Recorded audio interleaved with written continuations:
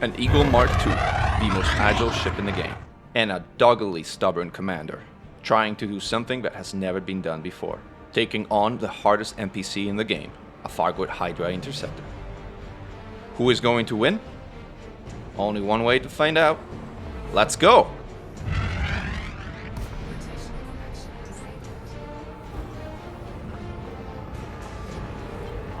Dropping into the instance, I begin by getting some distance as I have a tendency to crash into the debris if I begin an orbit in the cloud, so the next step is to get ready to engage. Deploy hardpoints, check my right panel, left panel that are set as I want them to get started, check my pips set to 0.5, 1.5 and 4, and then wait until the Hydra approaches me, scans me, and turns away. Letting it turn away gives me a few more seconds to begin the fight on my own terms.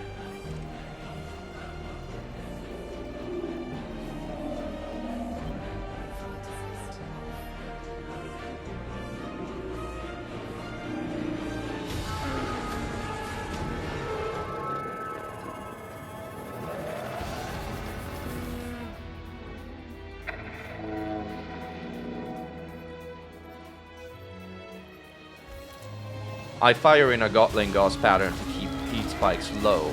This uses special fire groups while holding down the primary trigger and rotating fire groups to fire in this pretty distinctive pattern.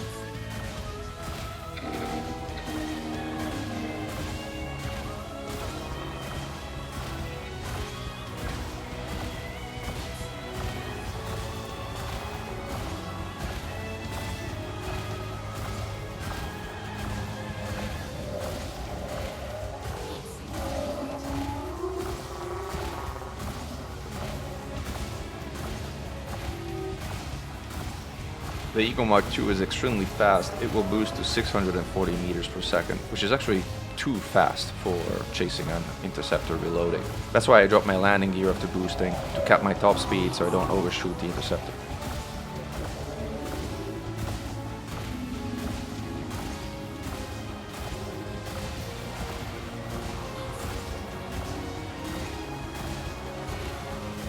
Throughout this fight, I will be constantly combat synthesizing heat sinks to replenish the stock of heat sinks, so I cannot get hit. If I get hit, my synthesis gets interrupted, and if my synthesis gets interrupted, eventually my heat sinks fail, and I die.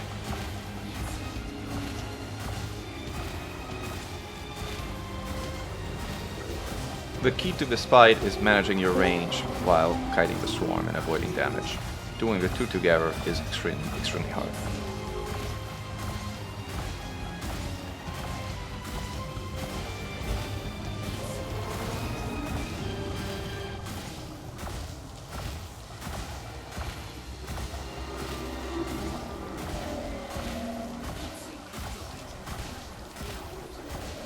Guarding gauss cannons only do half damage at 2.25 kilometers, and that is actually below the Hydra's natural regeneration.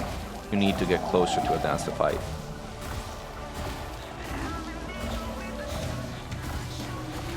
That first hard took 128 seconds to exert, over 2 minutes. It is the longest exert I've ever successfully completed.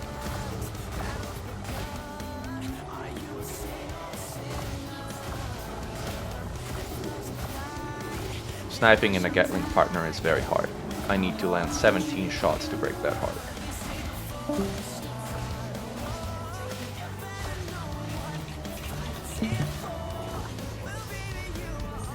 Time is running out.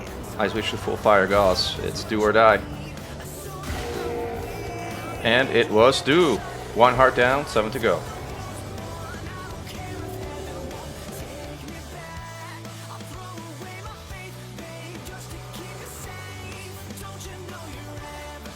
Heart number 2 is the hardest of the overall fight. You don't have the benefit of starting from a standstill.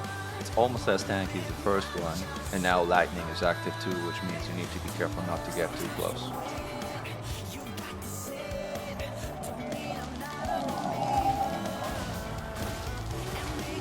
This is a boosted orbit insertion, which is generally a bad idea. I use it here to help avoid swarm damage, as it's otherwise very difficult to keep the swarm at range while entering an orbit. You should not need to do this on a normal fight.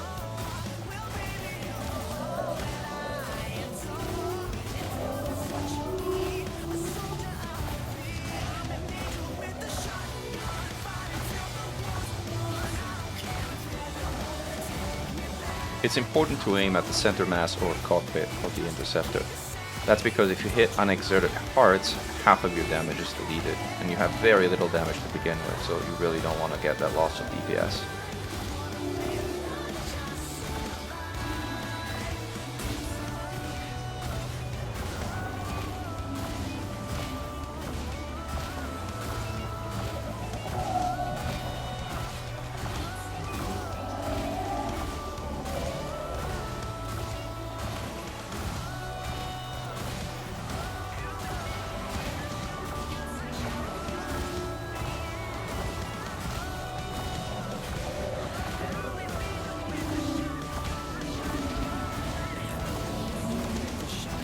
Note the slight roll I give to the ship. I'm using that to deliberately position the swarm where I want it, which is, generally speaking, above me when I'm orbiting downwards, and I'm constantly varying my speed vector throughout the fight on 2 axes. In this case, I'm going down and forward.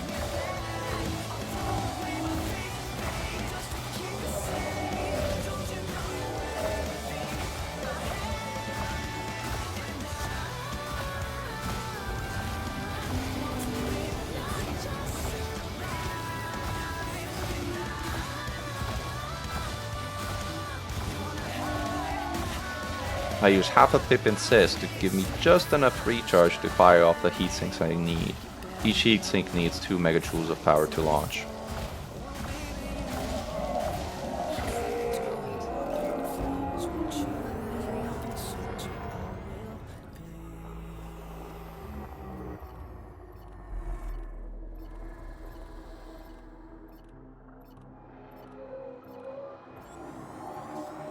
With each heart destroyed, the interceptor has 10% less hull. Because the damage required to exert depends on the remaining hull, the fight gets easier as you go on. The final heart takes less than 1/3 of the damage than the first heart to exert.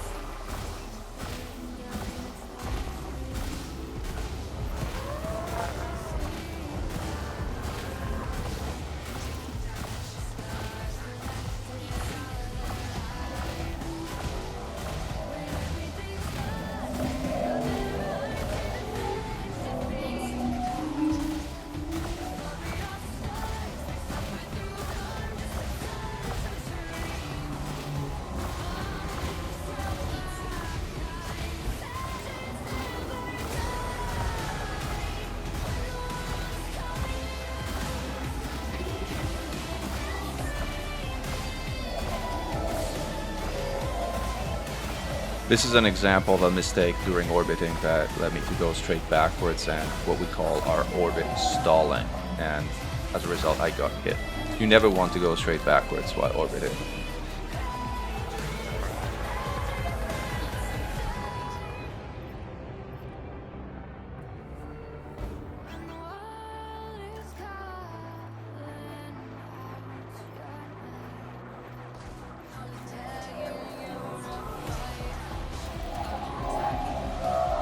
Part number 4 is when ammo conservation starts to matter a lot.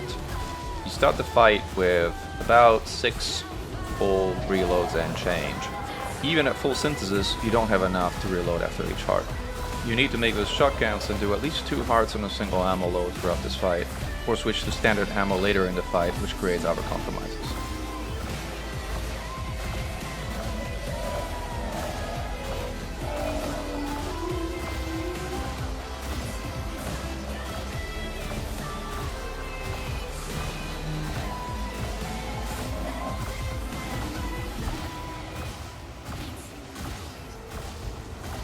The worst possible swarm position is when it's between you and the Thargoid.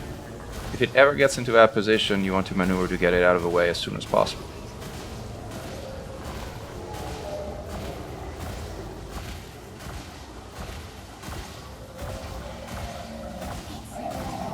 Lightning triggers at 700 meters. Here I'm getting dangerously close.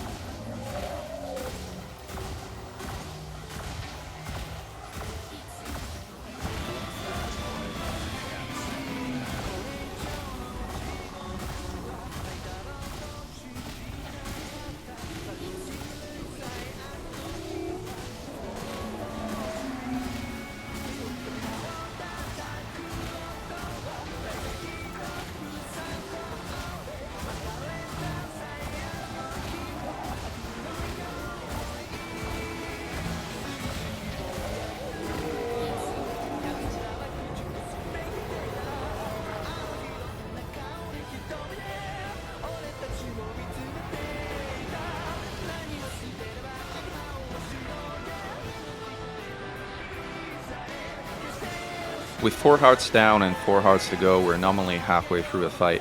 However, by far the hardest part of the fight is behind us at this point, as the remaining 4 hearts are a lot easier than the ones we've just done.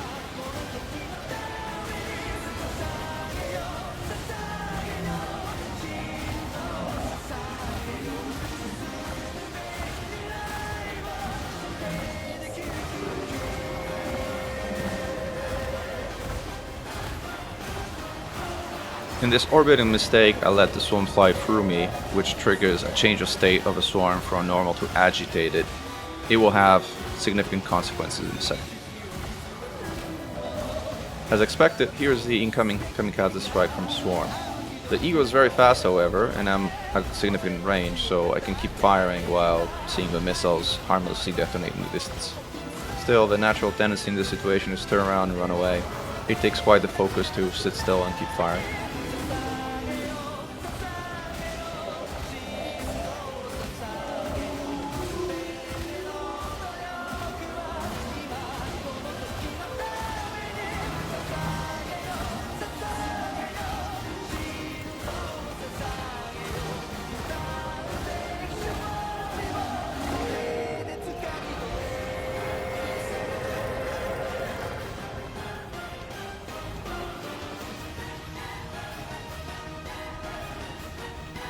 Another kamikaze strike on approach while trying to tackle Hard 6. Again, the Eagle is extremely fast, it's quite easy to just avoid it.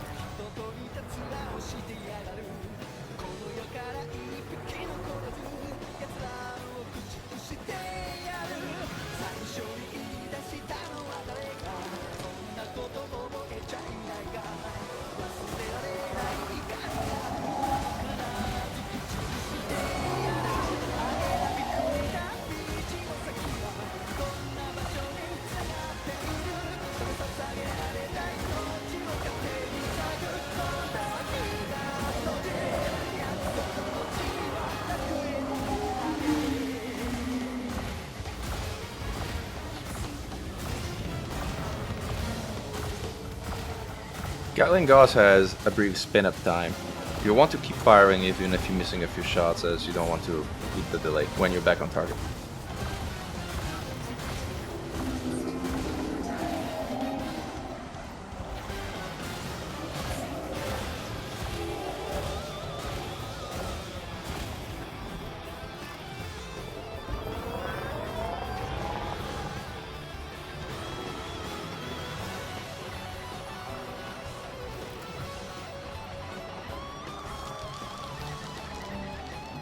I am now running low on ammo. I will much more carefully place my shots, trying to stay as close to the optimal range as possible.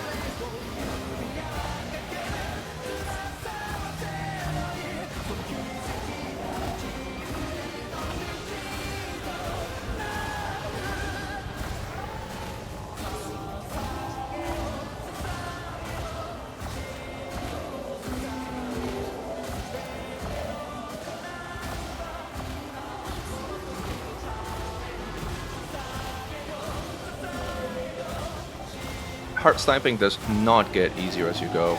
You still need 17 shots on the last hard just as you need 17 shots on the first hard.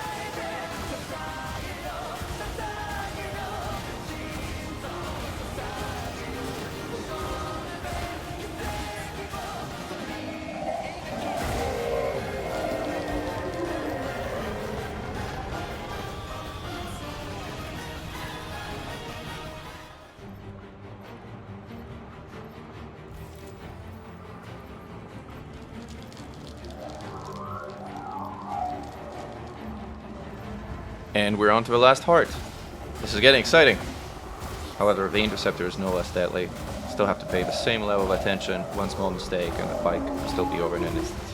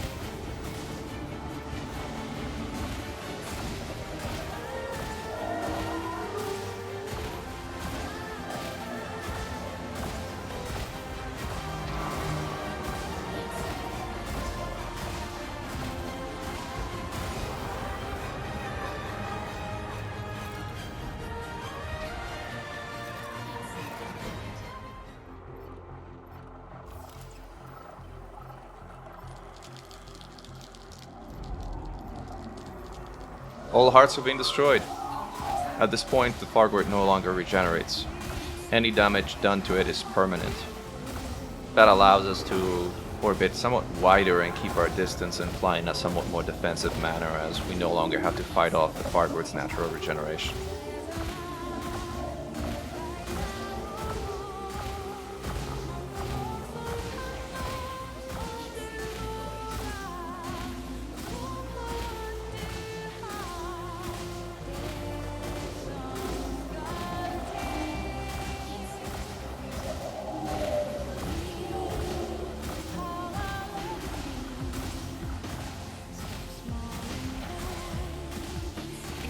And that does it. For the very first time, a tiny Eagle has taken down the mighty Hydra. This is also the very first kill done in a single ship with only 3 small hardpoints. It is also the first kill that was done using mandatory combat synthing of heatsinks. I hope you enjoyed watching this fight, Commander. It has taken me 1 year, 3 months, and 9 days of practice, over 500 attempts, probably close to 1,000, and I could not have done this without the help of my friends from the Anti-Xeno initiative, who cheered me on, encouraged me, pointed out my mistakes, gave me some great build ideas, and ultimately were truly part of this fight. I hope it may inspire you as well, as other great fights of commanders of the past have inspired me to learn the fundamentals of Anti-Xeno combat. And finally, as always, glory to mankind. Commander Mk2, over and out.